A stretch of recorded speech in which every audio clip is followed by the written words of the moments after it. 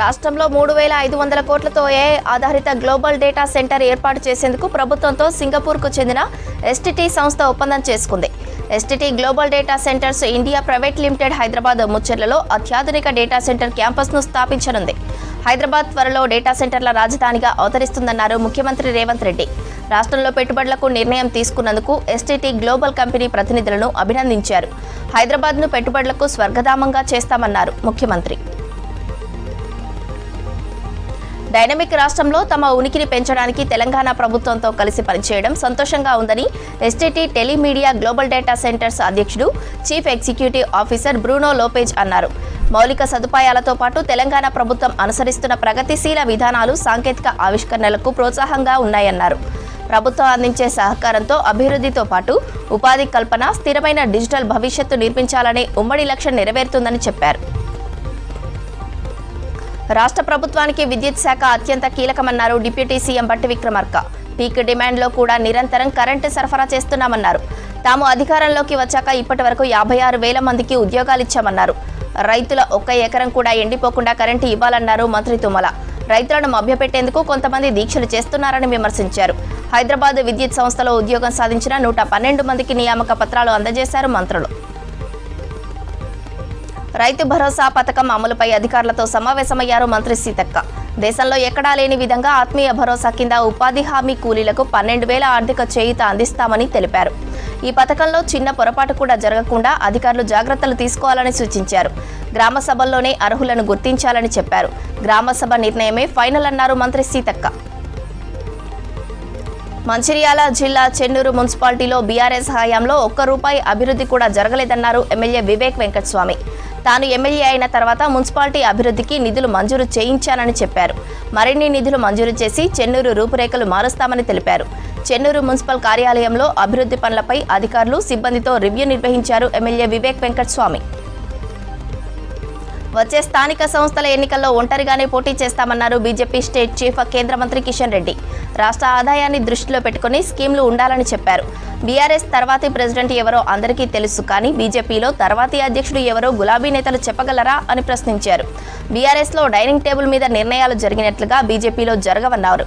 Textiles park, Zaheerabad industrial park, పసుపు board కేంద్రం ఇస్తే తమ వల్లే వచ్చినట్లు కాంగ్రెస్ మంత్రులు చెప్పుకుంటున్నారని విమర్శించారు.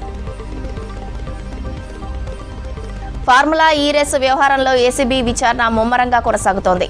రేసు ఒప్పంద కంపెనీలు గ్రీన్కో, ఏస్ నెక్స్ట్ జెన్ కంపెనీ ప్రతినిధులను ఏసీబీ విచారించింది. అగ్రిమెంట్ ఎందుకు ఉల్లంఘించారు, బీఆర్ఎస్ ఎలక్టోరల్ బాండ్స్ సీజన్ 9 మిగతా డబ్బులు చెల్లించకపోవడం వంటి ప్రశ్నలను ఏసీబీ అడిగింది. త్వరలో మళ్లీ విచారణకు పిలుస్తామన్నారు ఏసీబీ అధికారులు. అన్ని వర్గ కాంగ్రెస్ మోసం చేస్తోందన్నారు మాజీ మంత్రి హరీష్ రావు. రేషన్ కార్డుల ఎంపిక గ్రామాల్లో జరగాలన్నారు. ఆన్లైన్లో దరఖాస్తు చేసుకున్న వాళ్ళు అప్లికేషన్లు పరిశీలించడం లేదన్నారు. కులగణన సర్వేను రేషన్ కార్డులకు ఎలా లింక్ పెడతారని ప్రశ్నించారు. రేషన్ కార్డులపై రేవంత్ సర్కార్ ప్రభుత్వం కోతలు పెడుతూ పేద ప్రజలను మోసం చేయాలని చూడటం దుర్మార్గమన్నారు హరీష్ రావు. ఛత్తీస్గఢ్లోని బీజాపూర్లో 3 రోజుల క్రితం జరిగిన ఎన్కౌంటర్లో మావోయిస్టులకు భారీ నష్టం జరిగింది. తెలంగాణ మావోయిస్టు పార్టీ కార్యదర్శి బడే చొక్కారావు అలియాస్ దామోదర్ మృతి చెందారు. మొత్తం 18 మంది మృతి చెందినట్లు మావోయిస్టు పార్టీ లేఖ విడుదల చేసింది. ఎన్నో ఏళ్లుగా దామోదర్ మోస్ట్ వాంటెడ్గా ఉన్నారు. దాదాపు 30 ఏళ్ల పాటు మావోయిస్టు పార్టీలో పనిచేశారు. 6 నెలల క్రితమే రాష్ట్ర కార్యదర్శిగా బాధ్యతలు చేపట్టారు చొక్కారావు. ఆయనపై 50 లక్షల రివార్డు ఉంది. చొక్కారావుది ములుగు జిల్లా తాడ్బాయి మండలం కాల్వపల్లి గ్రామం. గ్రామాల్లోని ల్యాండ్ తగాదాల పరిష్కారానికి ఎన్డీఏ సర్కార్ కృషి చేస్తోందన్నారు ప్రధాని నరేంద్ర మోదీ. దీనిలో భాగంగానే గ్రామీణ ప్రజల సాధికారతకు స్వామిత్వ పథకం తెచ్చినట్లు చెప్పారు. వీడియో కాన్ఫరెన్స్లో స్వామిత్వ లబ్ధిదారులతో ఇంటరాక్ట్ అయ్యారు ప్రధాని. 65 లక్షల మంది లబ్ధిదారులకు ఒకేసారి ప్రాపర్టీ కార్డ్స్ పంపిణీ చేశారు. 10 ఏళ్లలో గ్రామాల్లోని 2.25 కోట్ల మందికి ఇండ్లకు సంబంధించిన శాశ్వత ఆస్తి కార్డులు అందించామన్నారు మోదీ. పొరుగు దేశాల్లో నెలకొన్న అనిశ్చిత పరిస్థితులు భారత్కు సవాల్గా మారాయన్నారు విదేశాంగ మంత్రి జయశంకర్. సరిహద్దు దేశాలతో రైలు, రోడ్డు, ఎనర్జీ సహా అన్ని రంగాల్లో సహకారం కొనసాగుతున్నట్లు చెప్పారు. పొరుగునున్న చిన్న దేశాలకు భారత్ ఓ భీమాగా పనిచేస్తోందన్నారు. పాకిస్తాన్ క్రాస్ బార్డర్ టెర్రరిజం బంగ్లాకు వ్యాపిస్తోందని ఆవేదన వ్యక్తం చేశారు. పాక్ ఉగ్రవాద ప్రేరేపిత చర్యలు కాన్సర్లా ఆ దేశాన్నే కబలిస్తోందన్నారు జయశంకర్. దేశంలో కీలుబొమ్మ సర్కార్ అధికారంలో ఉందన్నారు ఎల్ఓపి రాహుల్ గాంధీ. ఆర్ఎస్ఎస్తో పాటు కొంతమంది వ్యాపారుల చేతుల్లో ఎన్డీఏ సర్కార్ బందీ అయిందన్నారు.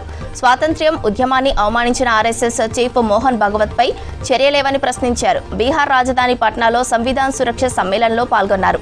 బీజేపీ, ఆర్ఎస్ఎస్ రాజ్యాంగాన్ని నిర్వీర్యం చేసేందుకు ప్రయత్నిస్తున్నాయన్నారు. దేశంలో వాస్తవ పరిస్థితులు తెలుసుకునేందుకు కులగణన అవసరమన్నారు రాహుల్. ఢిల్లీలో బీజేపీకి అనుకూలంగా ఆమ్ ఆద్మీ పార్టీ పనిచేస్తోందన్నారు కాంగ్రెస్ నేత అజయ్ మాకెన్.